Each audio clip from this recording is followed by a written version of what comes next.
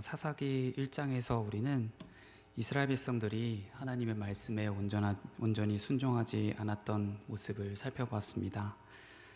참 하나님께서 이방 민족들을 모두 멸하고 또 쫓아내라고 했던 그 말씀을 지키지 않고 때로는 그들에게 노역을 시키기도 하고 또 때로는 그들이 가진 철병거가 두려워서 쫓아내지 못하다가 도리어 또 그들에게 당하곤 쫓겨나는 그런 상황들도 겪게 되었던 것들을 우리가 살펴보았습니다.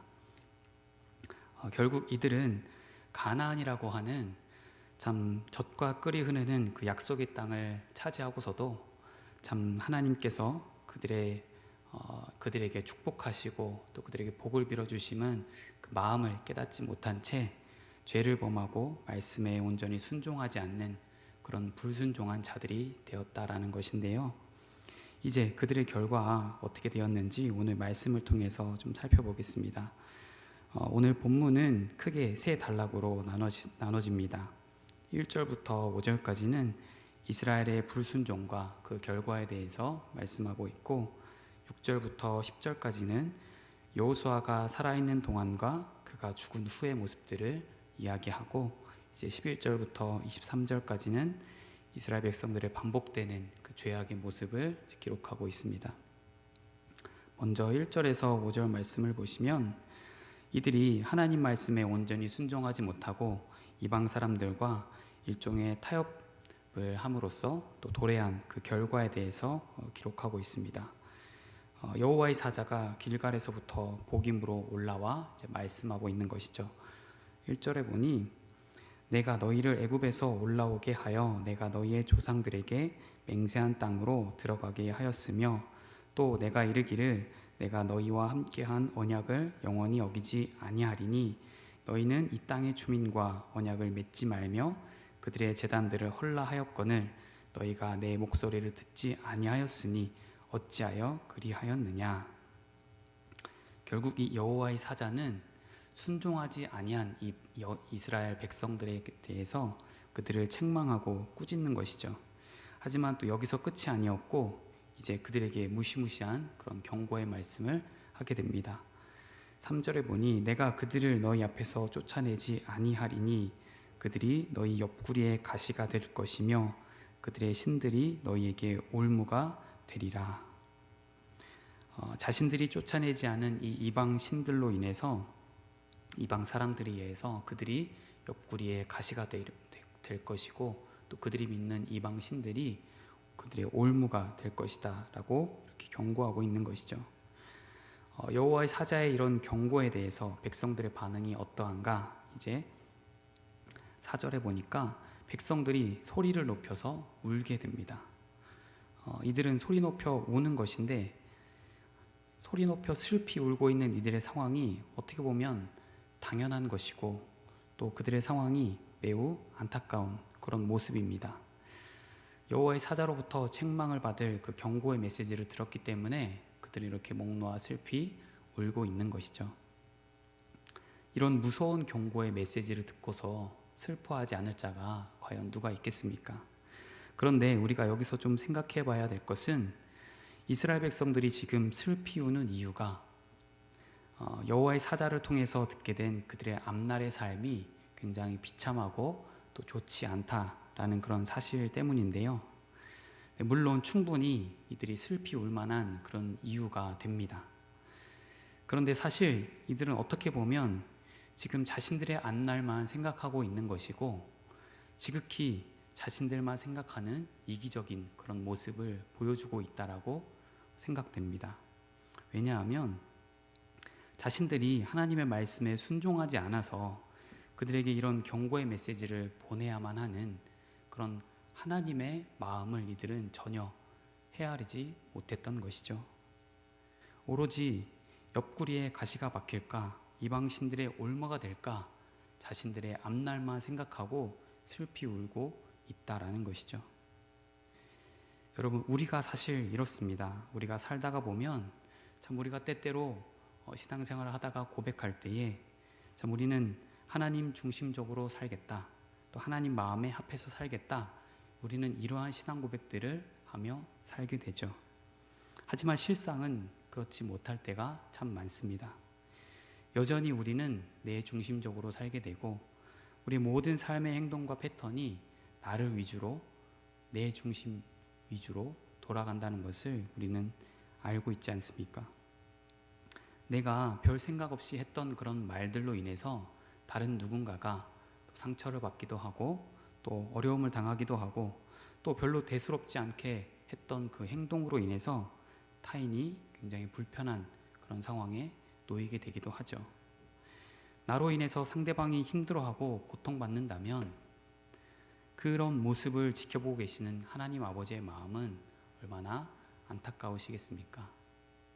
하나님께서는 지금 이스라엘 백성들에게 너희가 가나안에 잘 정착해서 하나님의 말씀을 잘 따라 하나님을 섬기고 경외하며 살면 너에게 앞으로 장차 큰 복이 있을 것이고 그 앞날을 하나님이 책임져 줄 것이겠다. 분명히 약속하셨고 그 약속을 실천해 가고 계십니다. 그럼에도 불구하고 이스라엘 백성들은 그런 하나님의 마음은 전혀 생각하지 못한 채 자신들의 현실에 안주해서 자신들이 원하는 바를 이루고자 하기 위해서 그들이 또 그 말씀에 불순종하고 결국 하나님으로부터 그들을 책망하고 꾸짖는 그런 경고의 메시지가 나오게끔 이러한 행동을 하고 있다는 것이죠. 우리는 이런 우리의 자기중심적인 그런 생각들을 우리가 고쳐 나아가야 합니다.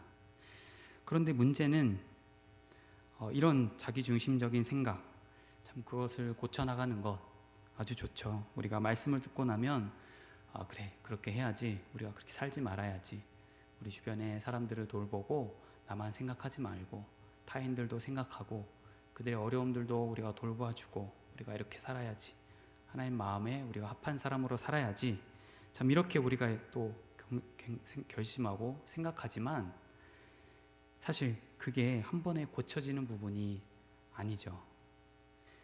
어떻게 해보려고 해도 우리가 잘 안 된다는 것을 우리는 우리 스스로 너무나 잘 알고 있습니다. 그렇기 때문에 우리에게는 은혜가 필요한 것입니다. 내가 도저히 어떻게 할 수 없는 그 부분이죠. 내가 안간힘을 쓰고 어떻게 해보려고 해도 되지 않는 그것, 여전히 내가 말씀 앞에 반응하고 참 하나님 말씀대로 살아보려고 부단히 바둥바둥대며 애쓰며 고쳐보려고 해도 되지 않는 그런 우리의 삶들을 볼 때에 우리는 또 여전히 또 낙심하게 되고 그런 우리의 삶을 통해서 또 좌절하게 되곤 합니다. 여전히 나는 다른 사람들에게는 관심이 없고 그저 나와 우리 가족들이 평안히 잘 지내면 그냥 별다른 문제가 없다고 생각하는 것, 또 지금도 주님을 참 알지 못한 채 영원히 꺼지지 않는 타는 불못에 들어가는 그 영혼들에 대한 불쌍함이나 안타까운 마음들이 전혀 들지 않는 그런 우리의 삶들을 돌아볼 때에 우리는 정말 하나님께서 우리에게 은혜 주셔서 우리가 그런 하나님의 마음으로 타인을 생각하고 다른 사람들을 안타까워하며 긍휼히 여기고 돌아볼 수 있는 그런 마음을 주시도록 우리가 간구해야 합니다. 철저히 나의 높아진 마음, 또 내세우고 뽐내고 자랑하고 싶은 마음, 인정받고 싶은 마음, 하나님보다 사람들의 눈치를 보고 사람들에게 관심을 받으려고 하는 그런 마음, 우리는 그런 마음들을 철저히 다스려야 되겠고, 그러기 위해서는 참 말할 수 없는 그런 하늘의 은혜를 하나님께서 우리에게 부어주셔서 나의 그런 보잘것없는 모습을 우리가 돌아보면서 통곡하며 하나님 앞에 정말 나를 건져주시고 그럼에도 불구하고 나를 사랑하시겠다고 말씀하시는 그런 하나님의 은혜를 우리가 누리며 살아야겠습니다. 또 적극적으로는 우리가 다른 사람들에게 눈을 돌리십시오.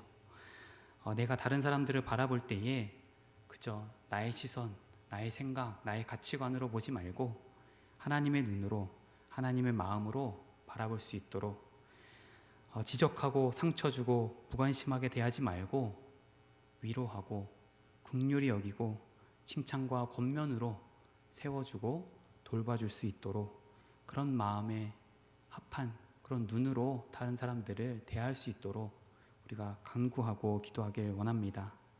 그동안 내 주관과 내 생각, 판단, 선입견 이런 것들 우리가 다 벗어버리고 하나님의 눈으로 바라보며 하나님의 마음으로 사랑할 수 있도록 우리는 그렇게 간구해야겠습니다. 계속해서 5절 말씀에 그러므로 그곳을 이름하여 복임이라 하고, 여기서 복임은 통곡 혹은 통곡하는 자들이라는 그런 의미가 있습니다. 자신들의 상황을 아주 잘 설명하는 그런 것인데요. 거기서 그들은 그렇게 여호와께 제사를 드렸습니다. 이제 6절부터는 이들의 잘못을 이야기하면서 여호수아가 살아있을 동안과 그가 죽은 이후로 무엇이 달라졌는가를 말씀하고 있습니다. 6절에 보시면 여호수아가 백성을 보내매 이스라엘 자손이 각기 그들의 기업으로 가서 땅을 차지하였고, 백성이 여호수아가 사는 날 동안과 여호수아 뒤에 생존한 장로들 곧 여호와께서 이스라엘을 위하여 행하신 모든 큰 일을 본 자들이 사는 날 동안에 여호와를 섬겼더라. 이때까지는 이렇게 이들이 하나님을 잘 섬기었다라는 것이죠. 그런데 이제 문제는 8절에 있습니다. 여호와의 종 눈의 아들 여호수아가 110세에 죽음에 무리가 그의 기업의 경내 에브라임 산지 가스산 북쪽 딥낫 헤레스에 장사하였고, 그 세대의 사람들도 다 그 조상들에게로 돌아갔고, 그 후에 일어난 다른 세대는 여호와를 알지 못하며 여호와께서 이스라엘을 위하여 행하신 일도 알지 못하였더라. 여호수아를 비롯해서 그와 함께했던 많은 조상들이 죽고 난 뒤에 이제 여기서 중요한 것이 바로 다른 세대가 등장했다라는 것입니다. 보통 우리가 이제 우리 아이들, 자녀들을 이야기할 때 우리는 뭐라고 부릅니까? 아이들을 이야기할 때 우리는 다음 세대라고 이야기하죠. 우리의 뒤를 이을 세대. 그래서 우리는 그 아이들을 다음 세대라고 부릅니다. 그런데 여호수아가 죽고 난 뒤에 나타난 세대는 다음 세대가 아닌 완전히 다른 세대가 나타났다는 것이죠. 이들의 특징이 있습니다. 두 가지인데요. 첫 번째는 여호와를 알지 못하였다 한다라는 특징입니다. 굉장히 추상적이기도 한데 두 번째 특징이 있습니다. 두 번째는 여호와께서 행하신 일도 알지 못하였더라. 즉 이 말은 그 다른 세대들은 여호와가 누구신지, 또 여호와께서 이스라엘 백성들에게 그동안 어떠한 일들을 하시며 그들을 구원으로 어떻게 인도하였는지 그 세세한 일들 또한 다 알지 못하였다라는 것입니다. 다만 제가 볼 때 지금 이들이 여호와 하나님에 대해서 전혀 들어보지 못한, 생전 처음 들어보는 그런 상황은 아닌 것으로 보여집니다. 하지만 이스라엘 그 구원 역사의 중심에 계시고 자신들의 주인 되시며 또 하나님 한 분만을 섬겨야 한다라는 그런 가르침은 이들이 갖고 있지 않은 것이죠. 사실 지금 여호수아가 죽은 지는 아주 오랜 세월이 흐른 것이 아닙니다. 불과 한 세대가 죽고 이제 다음 세대가 등장한 것인데, 그들은 다음 세대가 되지 못하고 완전히 다른 세대가 되어버렸다는 것이죠. 여호와를 알지 못한 자들의 삶은 너무나 뻔한 것입니다. 11절에 보니 여호와의 목전에서 악을 행하여 바알들을 섬기며 애굽 땅에서 그들을 인도하여 내신 그들의 조상들의 하나님 여호와를 버리고 다른 신들 곧 그들의 주위에 있는 백성의 신들을 따라 그들에게 절하여 여호와를 진노하게 하였으되 곧 그들이 여호와를 버리고 바알과 아스타롯을 섬겼으므로. 이들은 여호와를 알지 못한 것에 그치지 않고 여호와의 목전에서 악을 행하고 또 하나님 여호와를 버리고 심지어는 바알과 아스타롯을 섬겼다라고 합니다. 여기에서 우리는 우리 인간들의 진짜 마음을 볼 수가 있습니다. 이 바알이라고 하는 이 이름의 신은 우리가 많이 들어보았죠.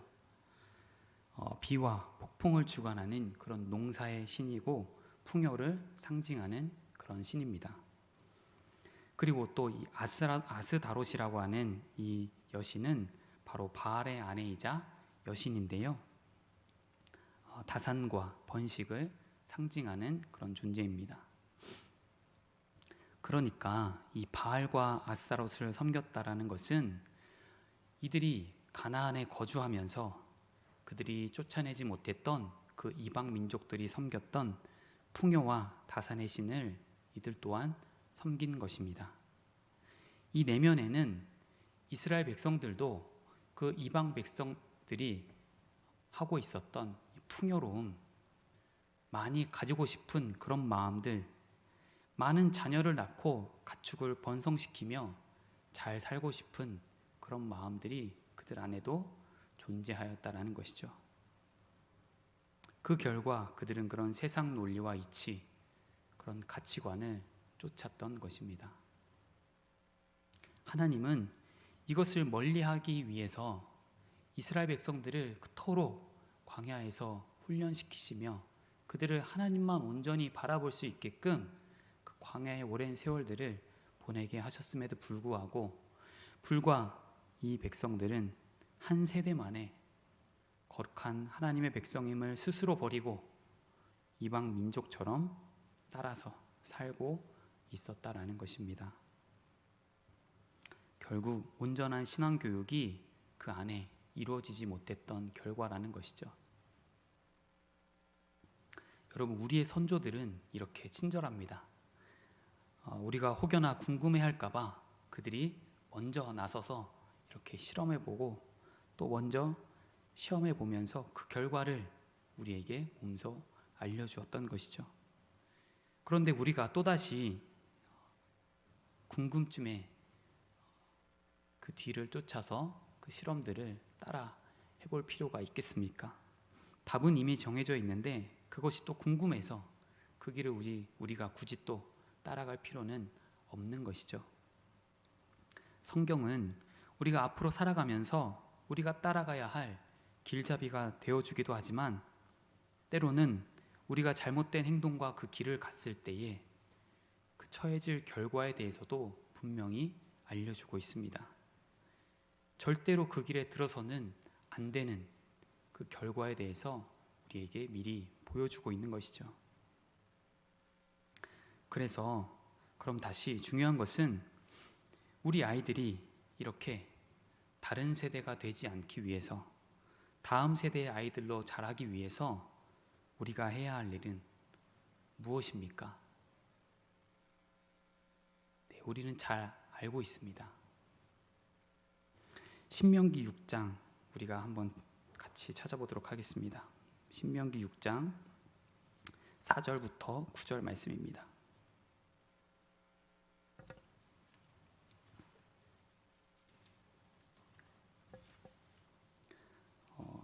제가 한 절, 여러분 한 절 같이 교독하시겠습니다. 신명기 6장 4절에서 9절 말씀입니다.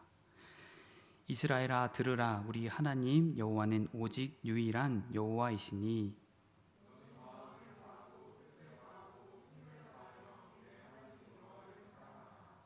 오늘 내가 네게 명하는 이 말씀을 너는 마음에 새기고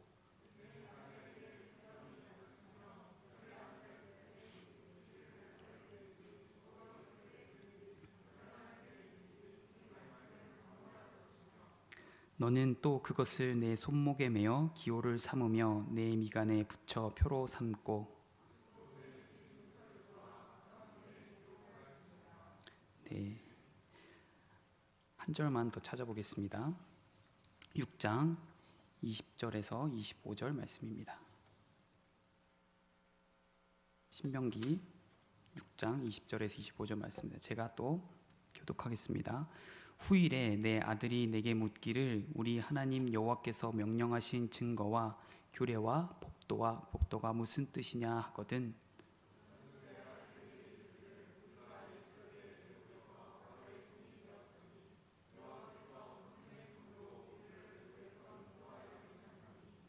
곧 여호와께서 우리의 목전에서 크고 두려운 이적과 기사를 애굽과 바로와 그의 온 집에 베푸시고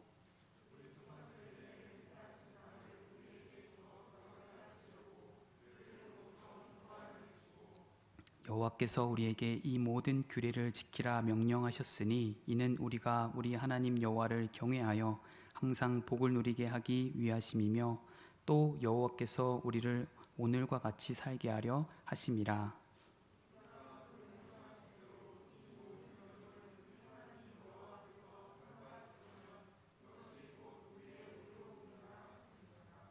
아멘. 네, 하나님께서는 우리에게 이렇게 끊임없이 우리의 자녀들에게 말씀을 가르치고 그들에게 하나님을 경외하는 방법을 알려주라고 말씀하고 있는 것입니다. 우리가 마음을 다해서 하나님을 경외하고 섬기면서 오직 그분만을 사랑해야 할 것이고, 그리고 우리는 이제 자녀들에게 그 사랑을, 그 경외함을 끊임없이 가르쳐 주라는 것입니다. 이렇게 가르치는 것이 쉽지 않고 이래저래 바쁘신 것 저도 물론 압니다. 그러니까 오늘 말씀에서처럼 이렇게 이마에도 그 말씀을 붙이고 손목에도 새기고 문설주에도 붙이라라고 이렇게 말씀하고 있는 것이죠. 우리가 이런 노력들은 해야 한다라는 것입니다. 지난 우리 부서장 영석회에서도 우리가 있었던 이야기 있는데요.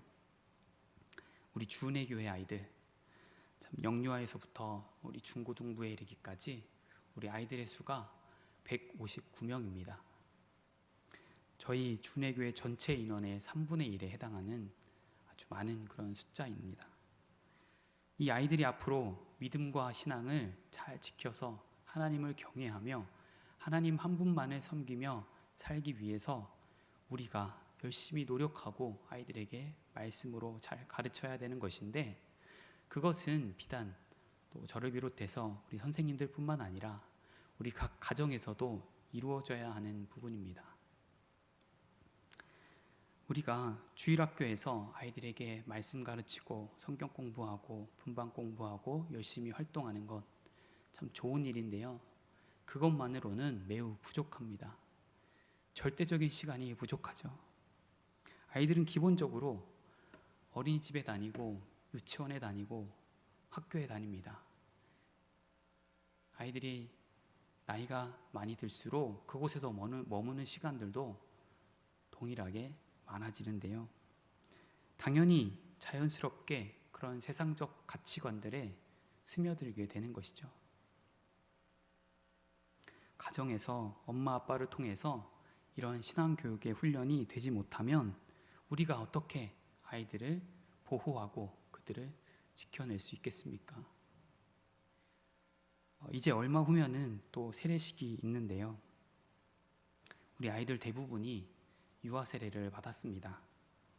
아이가 세례 받을 때 우리 어머님 아버님은 그 아이들을 신앙으로 말씀으로 잘 길러내겠다 약속하셨죠.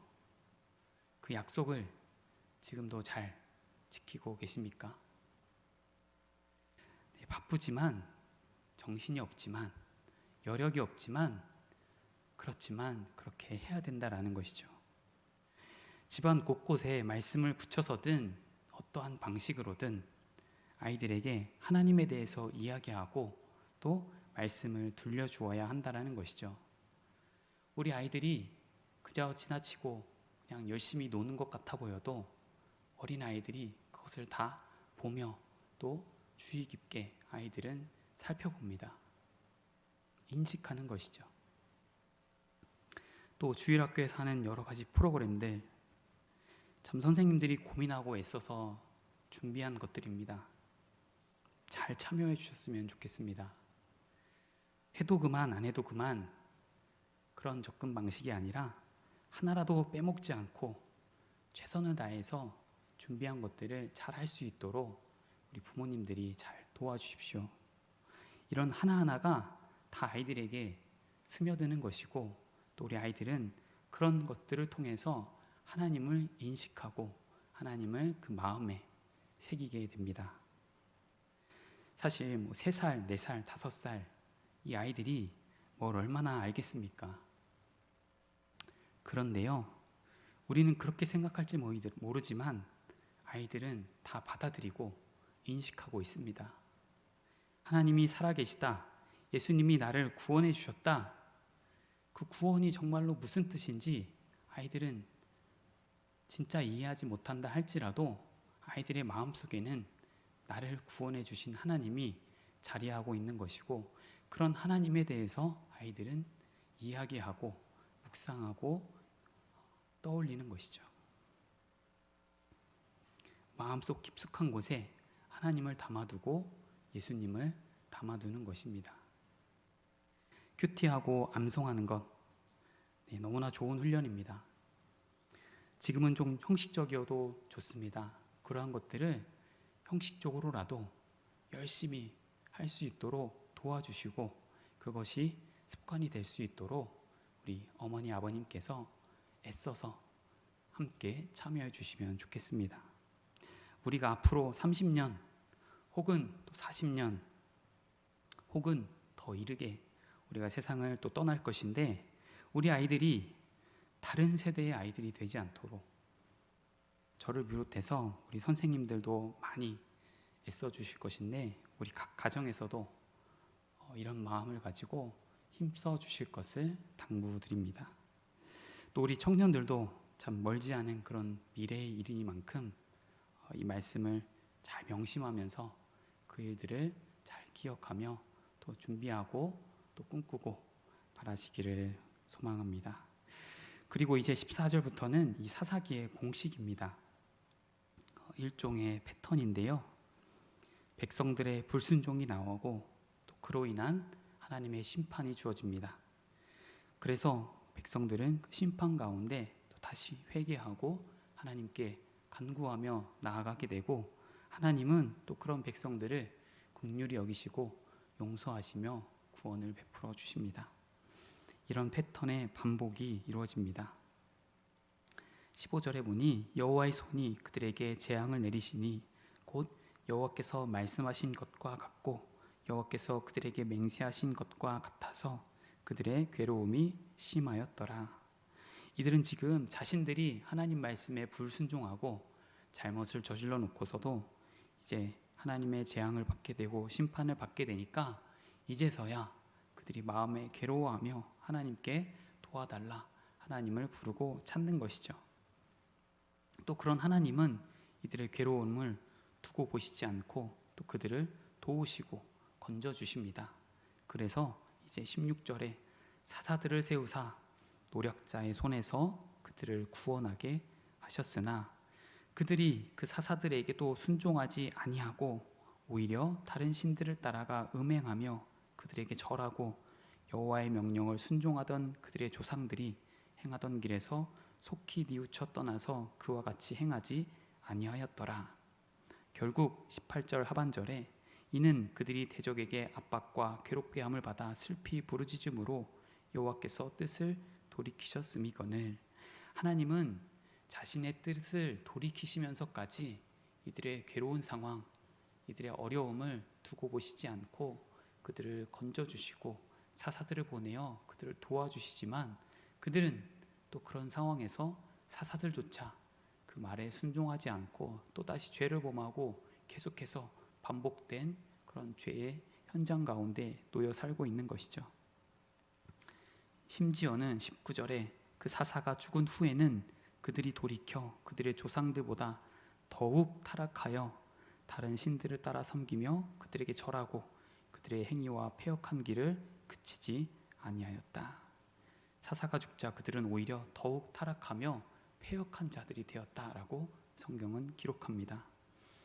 그 결과 그들은 20절부터 여호와께서 이스라엘에게 진노하여 이르시되 이 백성이 내가 그들의 조상들에게 명령한 언약을 어기고 나의 목소리를 순종하지 아니하였은즉 나도 여호수아가 죽을 때에 남겨둔 이방 민족들을 다시는 그들 앞에서 하나도 쫓아내지 아니하리니 이는 이스라엘이 그들의 조상들이 지킨 것 같이 나 여호와의 도를 지켜 행하나 아니하나 그들을 시험하려 함이라. 하나님께서는 늘 이스라엘 백성들에게 관심이 있으셨고 그들이 하나님을 어떻게 하면 잘 섬기고 살아갈 수 있을까? 그런 그들에게 어떻게 하면 복을 내려주고 그들이 평안한 삶을 살게 할까?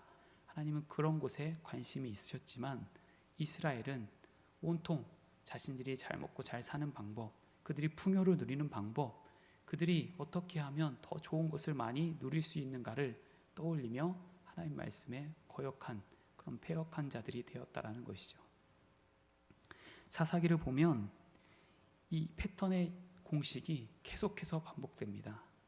많은 사사들이 앞으로 나올 것인데 이 사사들을 통해서 그들은 하나님의 말씀을 듣게 되고 그들이 어려움 당할 때 사사들을 통해 건짐받고 구원을 받게 됩니다. 하지만 그들은 또다시 죄를 뉘우치지 않고 하나님 말씀에 불순종하며 패역한 백성으로 살게 되는 것을 우리는 앞으로 계속 보게 될 것입니다. 결국 인간이 늘 이렇게 하나님과 세상 사이에서 갈등하며 불순종을 거듭하는 그런 모습을 우리가 보게 되는데요. 사실 이 갈등이라는 것은 서로가 대치돼서 충돌되어서 서로 원하는 것들이 상충될 때 벌어지는 것입니다. 결국 하나님이 원하시는 것과 우리 인간이 원하는 것이 상충되어서 갈등을 통해 불순종이 맺어지게 되는 것이죠. 하나님이 원하시는 것은 무엇입니까? 결국 하나님을 잘 섬기고 하나님을 경외하며 하나님 말씀에 순종하며 사는 것, 그것이 전부였습니다. 하지만 백성들은 그 말씀조차도 지키지 못한 채 자신들만 생각했던 것이죠. 내가 어떻게 하면 조금 더 풍요를 누리며 살아볼까? 어떻게 하면 좀 더 많은 것을 가지고 취하며 살 수 있을까? 어떻게 하면 이방의 저 민족들이 누리고 있는 것들을 우리도 동일하게 갖출 수 있을까? 이러한 것에 온통 관심이 있었다라는 것이죠.